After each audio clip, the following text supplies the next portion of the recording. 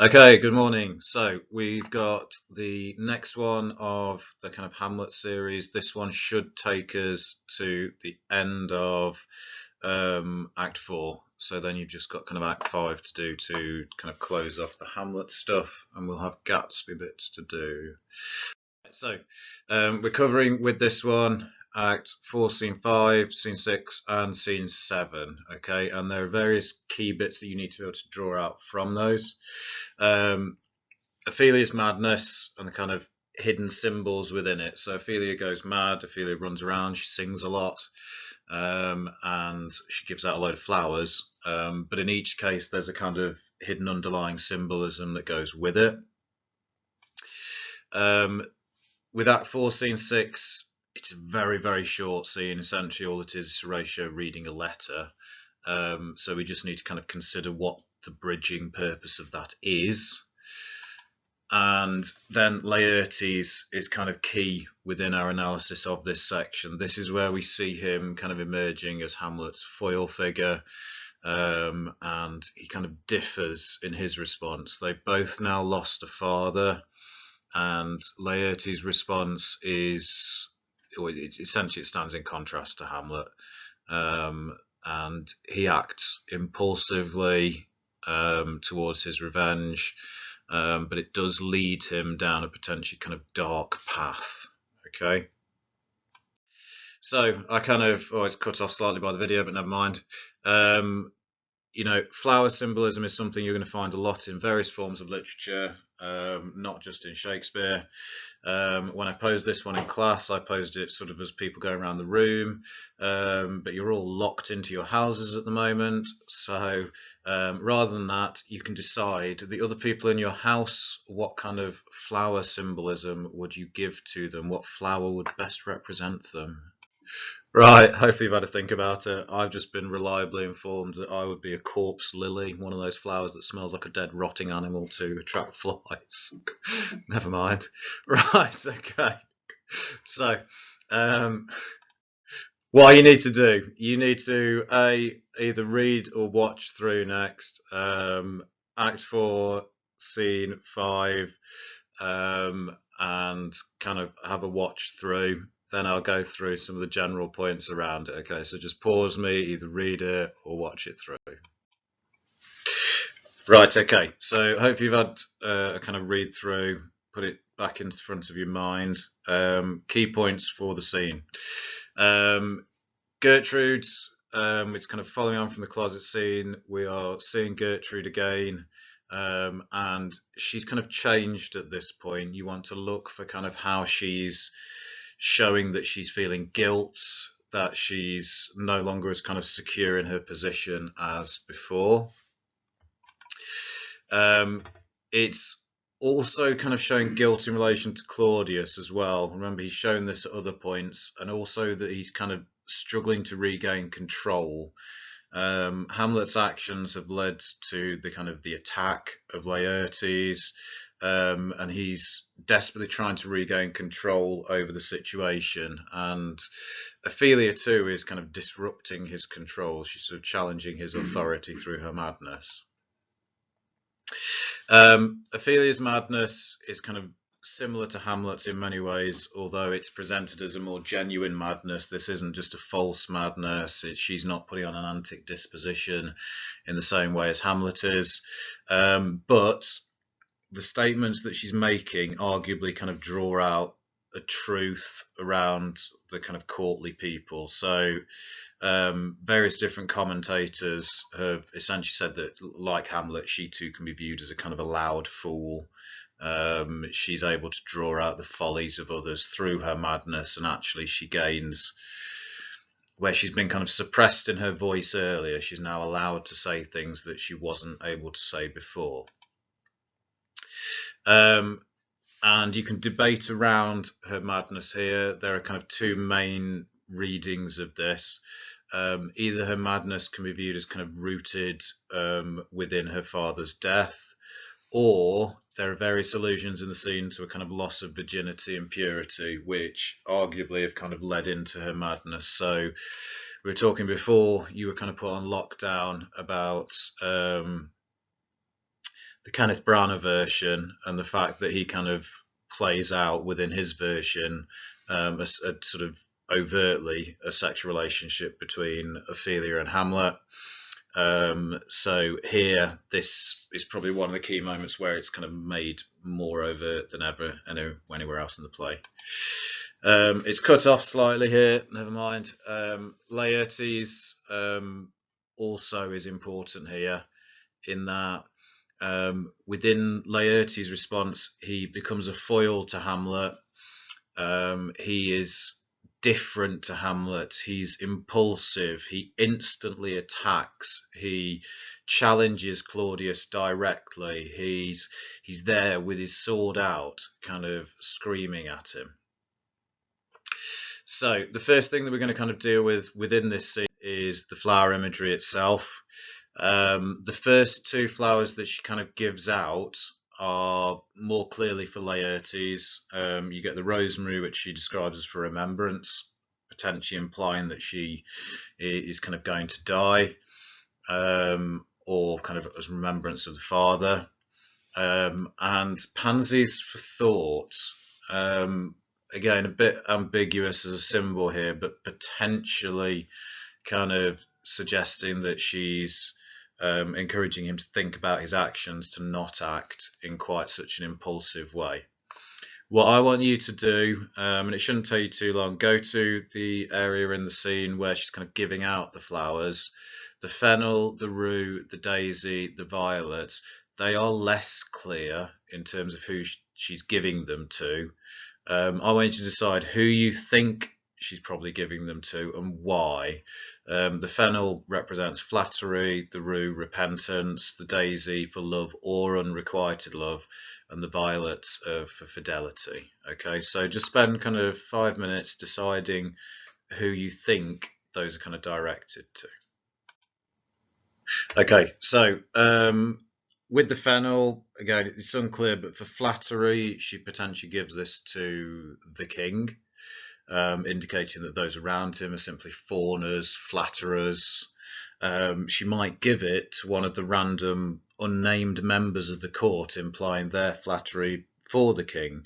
I've managed to miss off the Columbines from the list. They are associated with, where's my list gone? Yeah, so where violets are kind of linked with fidelity, they're linked with kind of infidelity.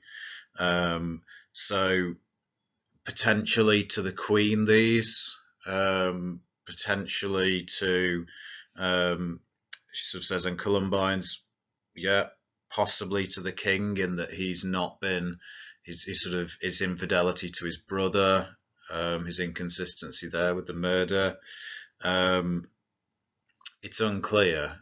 The rue for the repentance, again, possibly to the queen, possibly to the queen, and she keeps some for herself as well, though. She says, and here's some for me. So her repentance here, again, you can debate this in multiple different ways. Is it repentance for loss of her father? Is it repentance for loss of her virginity? What does the repentance kind of represent here? The daisy, she simply says, there is a daisy. Arguably, she keeps that for herself as well, kind of representing the love or the unrequited love of Hamlet. So the flower images that everybody kind of remembers with Ophelia, you can talk about them as, you know, they have a symbolism. They potentially kind of used to draw out the truth in those around her, and the Shakespearean audience would have been more familiar with these as kind of symbols, and they would have picked up on those as kind of symbols at this point. Okay, as we move through, so what I want you to do next is your next kind of activity. I want you to go back over the scene, and you're focusing this time on Gertrude and Claudius, kind of picking out bits that show that there is a sense of guilt in both of them and a sense of the loss of control. Gertrude's guilt will fall more at the start of the scene. Claudius's kind of loss of control, you can pick out various bits right across the scene. I'd spend about kind of 5-10 minutes trying to pick out the various bits that are going to allow you to kind of discuss this. Okay.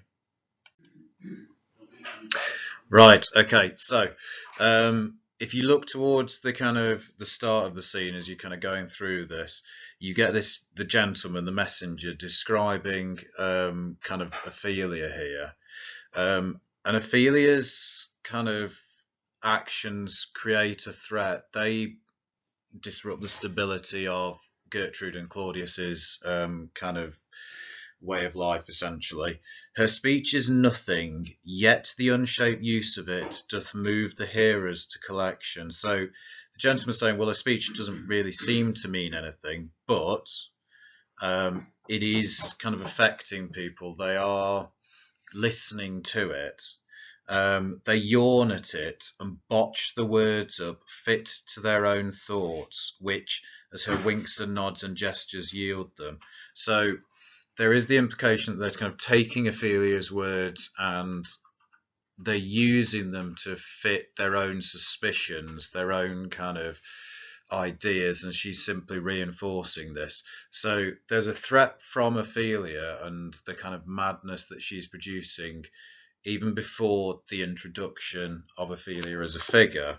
That's around kind of line 7 to 12. As you go further through, Horatio kind of reinforces this.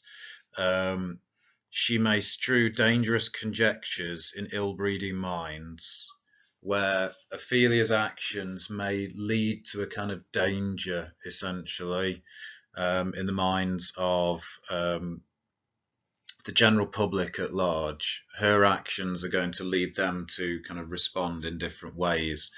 They are dangerous conjectures, so dangerous ideas. So they disrupt Claudius and Gertrude. You get the aside from the Queen, from Gertrude. To my sick soul, as sin's true nature is, each toy seems prologue to some greater miss. So she's kind of metaphorically describing her own soul as sick here. It's each toy, so each small thing seems like it's going to lead to something greater. It's the prologue to some greater miss. So again, she's kind of continuing her metaphorical language, and sort of implying, these small things, and in a way this can be kind of used as a criticism against her. She sees Ophelia's madness as only a small thing, seems prologue, seems coming up to the greater miss. And she kind of goes on, so full of artless jealousy is guilt, it spills itself in fearing to be spilt. So she's kind of personifying jealousy here. She's using a metaphor. It's like when you kind of carry a hot drink upstairs and you try not to spill it, and if you look at it too much, then you end up spilling it.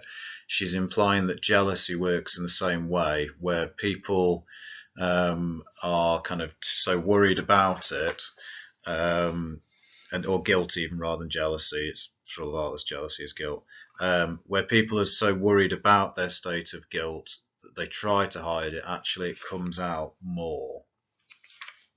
Various other bits we could pick out in relation to this. Ophelia interrupts both Queen and King. Nay, but Ophelia, pray you mark. She's cut off. There's the interruption and the imperative use from Ophelia.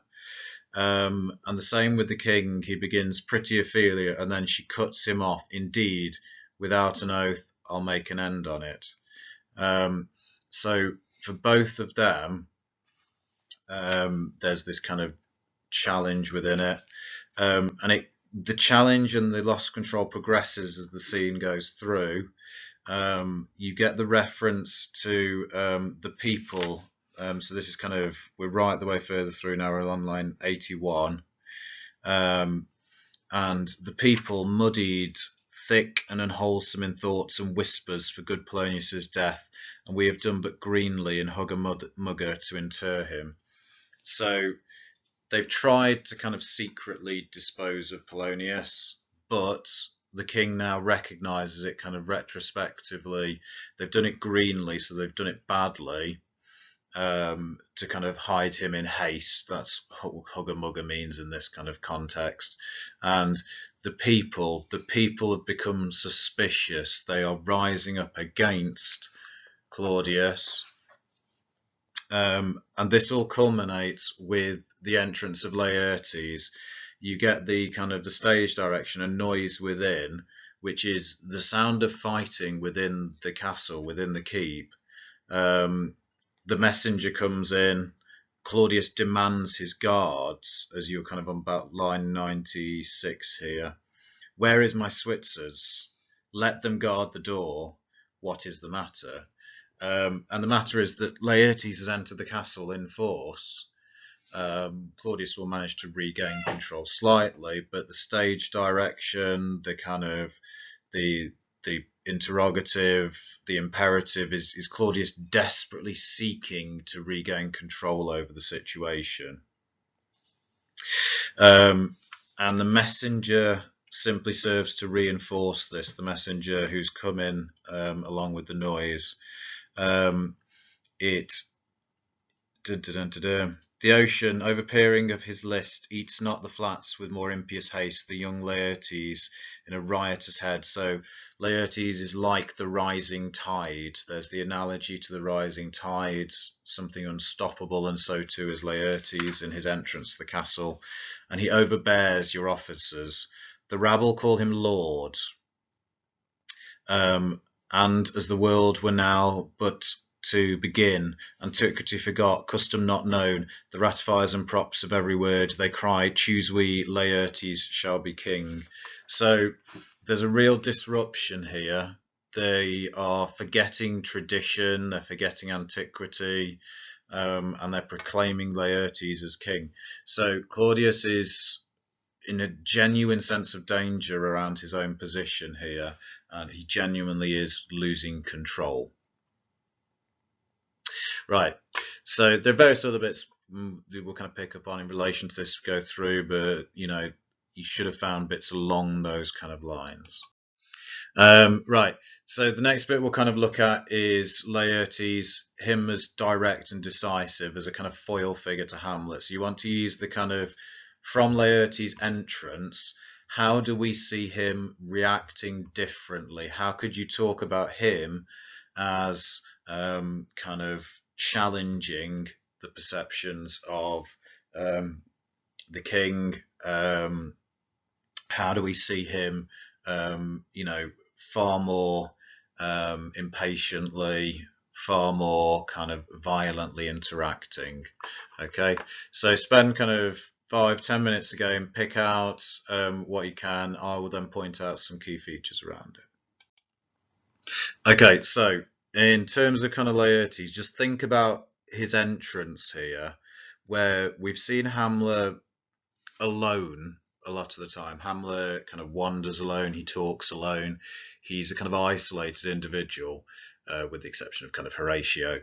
Laertes enters with followers, so there's that very strong contrast visually as he appears, and he's very decisive in his language when he sees the king.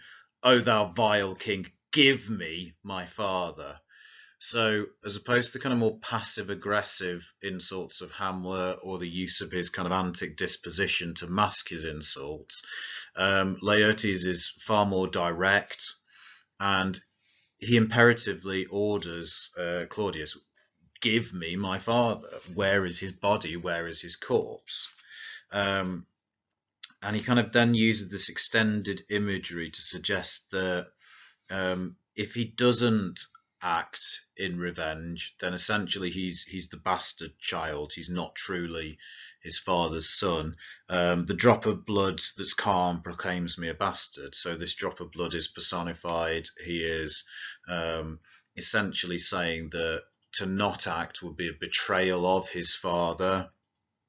It cries cuckold to my father, brands the harlot, even here between the chaste, unbesmirched brow of my true mother. Again, so he's essentially saying not to act would be to label his mother a whore, that he's duty bound in his kind of filial obligation to act, something that Hamlet has been kind of very slow to do. He is very fast to do. and it kind of continues, but it does mark him out as different. So there is a kind of sense here where Hamlet has been in his kind of discourse trying to take the moral path, and yes, that means that he acts in a kind of slower way. Um, Laertes here is perfectly willing to kind of sacrifice his immortal soul for the purpose of revenge. So if you look slightly further through, how came he dead? I'll not be juggled with. To hell allegiance, vows to the blackest devil, conscience and grace to the profoundest pit. I dare damnation. So he's essentially saying he will sacrifice his soul. He will, you know, dare damnation. He will go to hell for this.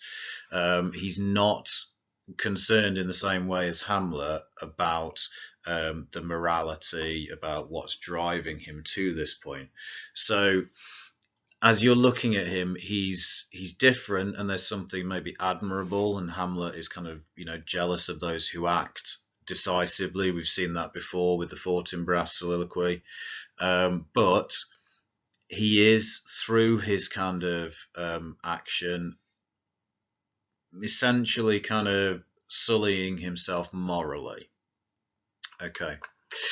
That's all we'll kind of take from Laertes. Again, there's other bits you could find, other things you could explore through this. You just need enough here that you would be able to approach it. If it was an unseen extract, you could kind of, oh right, so that's what the scene's about. I can pick out various features that do that, or to be able to discuss him as a foil in a wider way. Okay. So using the whole scene again this time, the bits with Ophelia at the start, the bits later on. One of the views through this scene is that Ophelia is mad due to her father's death. It doesn't just have to be her words, it can be Claudius. Claudius mentions it as well. But where are there kind of allusions through her songs and things as well that the root of her madness is in her father's death? So find me evidence for this one next. We'll go through that, and then we'll kind of take the other side. So if you want to start looking for this now, take the other side in terms of her madness being linked to that loss of virginity. Okay, so there are various bits that you might kind of draw out from this. A lot of her songs focus on death, and arguably the death of a kind of an adult figure. He's dead, and so this is her first song. He's dead and gone, lady, he's dead and gone. At his head, a grass green turf, at his heels, a stone. So the image of the grave, the he, potentially being Polonius. As she goes through, she kind of references more directly, not through song this time. But I cannot choose but weep to think they would lay him in the cold ground. My brother shall know of it. So, you know, weeping for her father's death in the cold ground, the kind of pain of this. Claudius, as we go further through, it springs from her father's death. So the metaphor of the spring, her grief as a spring, and from Claudius's perspective, this is linked to her father's death as well. Dun, dun, dun, dun, dun. As we go through, she's out for the moment. Then she returns, and again, a number of her songs, when she comes around for a second time, they reference a kind of father death or a death figure. They bore him barefaced on the bier, and in his grave reigned many a tear. So again, that imagery of the funeral being sung around. The bier is kind of the thing that you lift the body on, and the imagery of the graveside. And her kind of final song before she exits as well, it does place this as kind of an old figure that she's singing about. His beard was as white as snow, flaxen was his poll, he is gone, he is gone. And Hamlet does not have a long white beard as white as snow. At least not in any performance I've ever seen of it. So it's that kind of perception. It can be rooted in her father's death, but You want to be able to kind of link it in the other side as well. There's no reason why it can't be a combination of the two, but you want to look at where it's suggested each side of this kind of debate. So Ophelia's madness can be linked to that kind of loss of virginity as well. So again, go back through it, pick out bits of evidence that would allow you to discuss the kind of sexual corruption here as part of it. Okay. Again, look in the songs as much as anywhere else. Think what she's singing about. Try and break the songs down. Okay, so hopefully you found some of the more kind of coded references here. So she mixes her kind of songs linked with a kind of a death of a figure to seemingly love-based songs, but in a bleaker way. So tomorrow is St. Valentine's Day. We get this song. And then up he rose and donned his clothes and ducked the chamber door. Let in the maid that out a maid never departed more. So we've got a clear kind of reference to the loss of virginity here. A maid enters a room, but she doesn't leave it, still a maid. Her maidenhead has been taken away. Is it simply a symptom of her madness here, or is this Ophelia revealing to us something in relation to kind of Hamlet? We get a similar bit in her kind of following song, where young men will do it if they come to it. By cock they are to blame, which people have referred to as being a sort of more literal cock. And quoth she, before you tumbled me, you promised me to wed. He answers, so would I have done by yonder sun, and thou hadst not come to my bed. So again, through the song here, we get this kind of reference to a male figure who's promised wedding, but because the female figure has kind of given up her virginity, she's lost value to this male figure, and he has then kind of forsaken her. I would have wed, and he's just swear by the sun, but he's now refusing. So this, combined with sort of the flower imagery we were talking about earlier, does potentially suggest that the root of kind of Ophelia's madness is this kind of loss of virginity as well. Right, okay, so then next thing you need to do, you need to read quickly for me Act 4, Scene 6, very, very short scene. You just need to think what we learned through the letter, okay? They wouldn't just give you Act 4, Scene 6, but I suppose they might combine it with a bit of the scene that comes before, a bit of the scene that comes afterwards. And you would talk about that very short scene transition, what it allows us to see, and what we kind of learn through it. Okay. Okay, now the letter here serves a kind of similar function to how Shakespeare used Ophelia earlier. Hamlet said he was going to put on an antic disposition. We then have Ophelia describing this antic disposition. Then we see Hamlet actually enacting this antic disposition. Hamlet has said at the end of his soliloquy about Fortinbras, his thoughts will be kind of bloody from this point onwards. We now get the letter that acts in a similar way before we see this kind of slightly changed and transformed Hamlet. He's not completely transformed at this stage, but he's transforming. And within the letter, we get the reference to the kind of the pirate attack. Finding ourselves too slow sail, we put on a compelled valour, and in the grapple I boarded them. On the instant they got clear of our ship, so I alone became their prisoner. They have dealt with me like thieves of mercy, but they knew what they did. I am to do a turn for them. So in this letter, we hear about him, he's done something to Rosencrantz and Guildenstern. We don't know what yet. We see him kind of simply talking about letters to send to the king. But we're seeing a changed Hamlet through the letter. Attacked by pirates, he has actively boarded their ship. He's negotiated with them to some kind of settlement. They are thieves of valor. They're not bad. And he is the one kind of, taking active soldier's position. He's fought. So this scene serves as an important kind of transition. It's a kind of plot device where we're seeing a change in Hamlet from a distance that then is going to be borne out in Act 5 when he returns to the play. Right, as we go further through, though, we're now looking into Act 4, Scene 7, and you need to kind of, we'll do a bit less with this as a scene. You need to read through Act 4, Scene 7. It's a bit shorter than Act 4, Scene 5.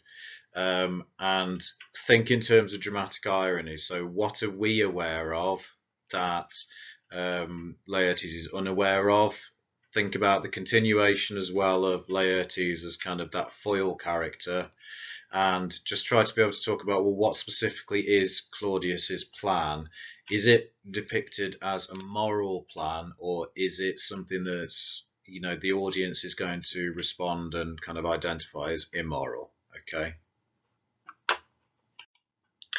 Okay, we're just going to do kind of a quick highlights reel of the scene. There are obviously other bits you could pick out, other bits you would talk about if you were to get it as an extract, but the bits I've picked out should allow you to kind of talk about the scene overall, to understand what is going on in the sections in between as well, and to then talk about those in a bit more detail, okay? But if I try and do every line, it's going to take too long. So consider that kind of dramatic irony. We know what Claudius is like as a character, as a figure, and then the opening lines of the scene come kind of laced with dramatic irony. He says to Laertes, "And you must put me in your heart for friend." So the metaphor here is kind of his imperative language to Laertes, the kind of the modal, you must. There's a force behind it, but there's also a falsity behind it. We know he's just using Laertes to deflect blame from himself, to control Laertes, to control Hamlet. This is a selfish action. It is not the action of friendship, because we know that all this stems back to Claudius's murder of old Hamlet. As we kind of go through the scene, Claudius starts to explain his reasoning why he cannot simply kill Hamlet. He says, which may perhaps seem much unsinewed, but yet to me they're strong. So he says his reasons might appear weak, they may seem unsinewed, they may seem weak, but to him personally they're strong reasons. And one of those reasons that he hasn't done anything is that Gertrude loves her son. It also comes back to the reference that I might not go is the general love, the general gender bear him, who, dipping all his faults in their affection, work like the spring that turneth wood to stone, convert his gyres and graces, so that my arrows, too slightly timbered for so loud a wind, would have reverted to my bow again, and not where I'd aimed them. So he's basically saying that were he to kill Hamlet, and he uses the kind of the image of the bow here is the kind of main one, in a windstorm, and if he were to fire the bow, it would simply turn back on himself, because the general public love Hamlet, and Hamlet is kind of an attractive figure to the wider public, despite any kind of inadequacies. So they turn, they convert his kind of bad side to a good side. And again, we kind of continue with this dramatic irony. There's a kind of emotional blackmail almost going on here, or an emotional pressure on the part of Claudius. I loved your father, and we love ourselves, and that, I hope, will teach you to imagine. So he's kind of heightening the love he bears to Polonius. We've seen, and it depends on the different versions, but we have seen within the King and Queen earlier in the play their kind of almost frustration with Polonius. They are not necessarily as attached to him as he's claiming here. Hamlet's coming back. We get the receiving of the letter, and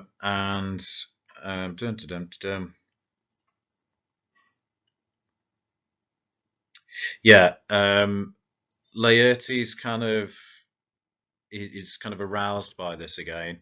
It warms the very sickness in my heart that I live and tell him to his teeth, thus didst thou. So Laertes is desirous of revenge very directly, that he says it directly as well. He says it to his face. So again, we're drawing out the kind of the foil character in relation to Hamlet.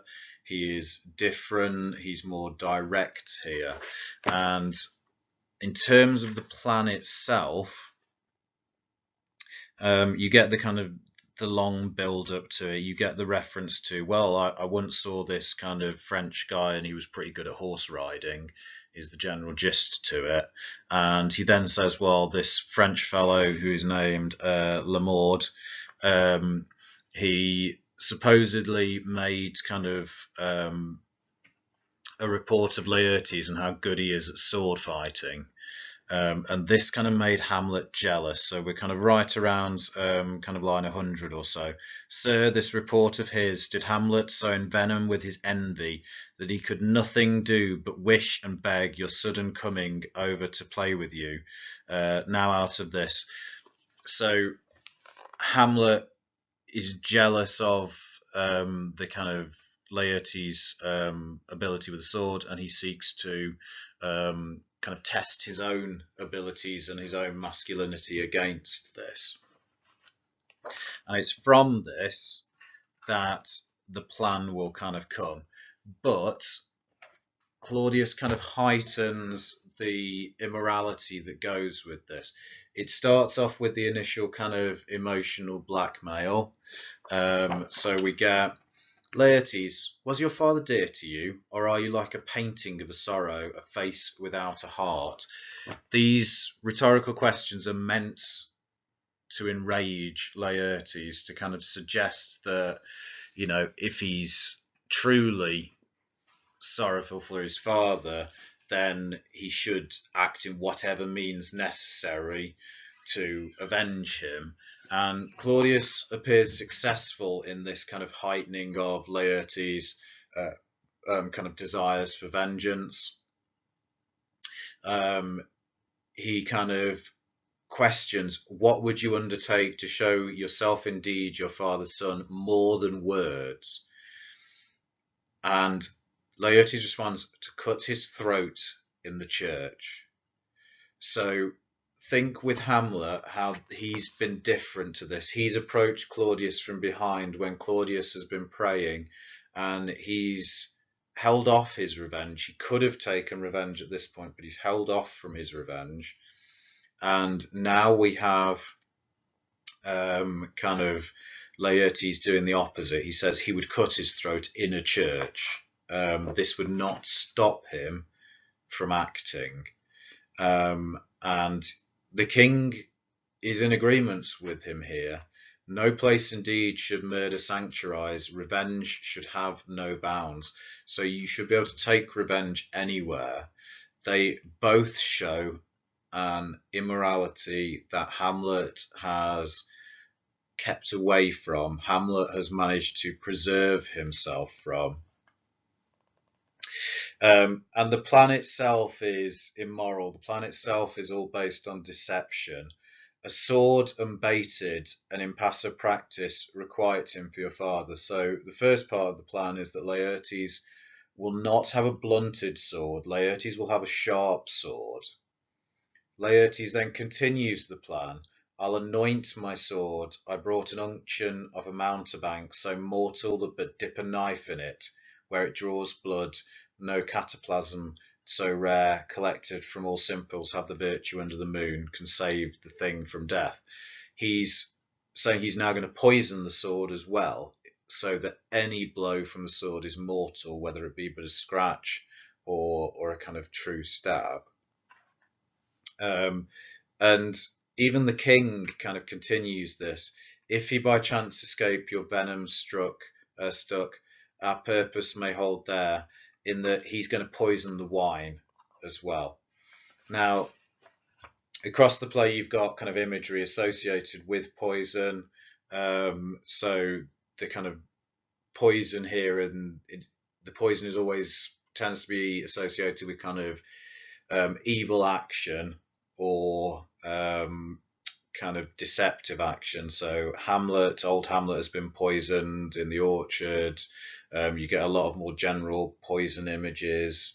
Now we're kind of moving into their plots associated with poison, and linking to the snake, linking to the kind of immorality around this. What else did we want to say from this one?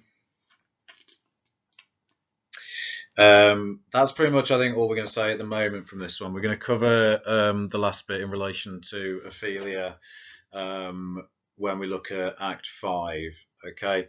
Have a go through it. As I say, there's other bits that we could point out and talk about, but hopefully this has given you enough to kind of see where the scenes are going, the kind of general trends within them, some of the key patterns within them that you need to look for. So those kind of debates around Ophelia, the way that Laertes is used as the foil, the immorality, the fact, the flaw in the way that he's acting. Okay.